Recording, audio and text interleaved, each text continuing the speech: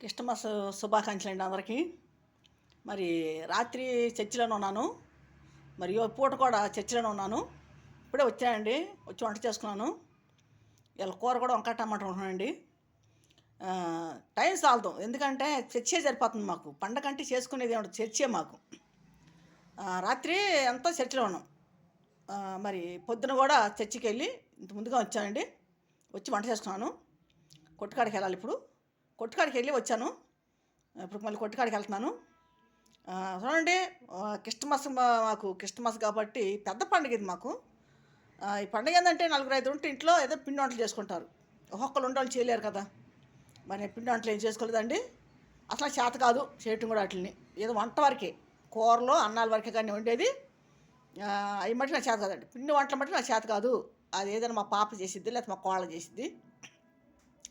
మరి మేమంతా చర్చికి వెళ్తామండి.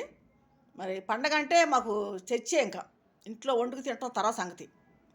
ఇక చర్చికి వెళ్ళి వచ్చాము, ప్రశాంతంగా ఉంటుంది. చర్చికి వెళ్ళి వస్తే ప్రశాంతంగా ఉంటుంది మాకు. చర్చి మీరు ఎంతమంది చూస్తున్నారు వీడియోలు? చూడండి, తప్పనిసరి చూడండి, మా వీడియోలు చూడండి. మరి చూసిన వాళ్ళు ఇంకోళ్ళకి పంపచ్చండి, ఎవరికైనా పంపండి ఆ వీడియోలు కూడా.